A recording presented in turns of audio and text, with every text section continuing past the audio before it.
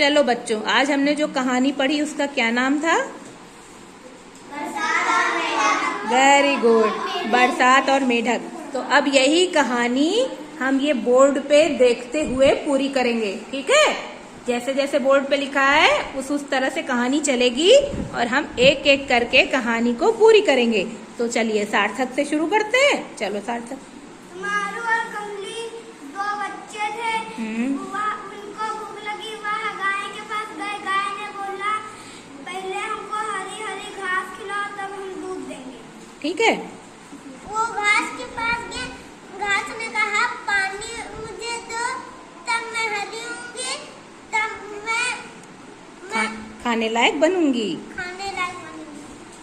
नदी के पास गए। नदी पूरी सूखी पड़ी थी। तो नदी ने बोला कि पहले पानी मिले तभी तो मैं भरूं। तो बादल के पास गए। बादल ने कहा, मेढक तारे तारे हाँ। तो हम बरसे। बरसे। ठीक है, फिर वो कहाँ गए? मेढक के पास। मेढक के पास। फिर मेढक के पास मेढक ने क्या कहा? मेढक ने कहा कि बच्चे हमें पत्थर मारते हैं।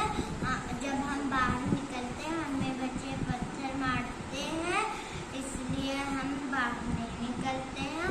और सोनू और कमली ने कहा, अब नहीं बच्चे पत्थर मारेंगे। तो फिर मेढक मेढक मान गया और टर बोलने लगा। ठीक है, मेढक टर टर बोले। फिर क्या हुआ?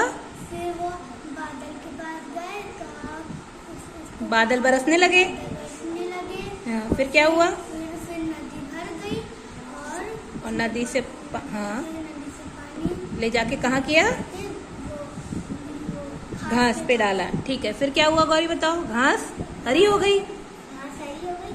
फिर घास ले जाकर ले गए गाय को खिला दी जाके। ठीक है, और फिर गाय को जब घास खिला दी तो फिर क्या होगा? गाय ने दूध दिया। और फिर क्या हुआ बताओ वैभव? फिर दूध पीकर दूध पीकर घर चले गए बच्चे। वेरी गुड, मजा आया ऐसे कहानी पूरी करने में? ठीक है, अब सब लोग पूरी कहानी फिर से याद करेंगे और हम अकेले अकेले सुनेंगे कल से। ठीक है, चल।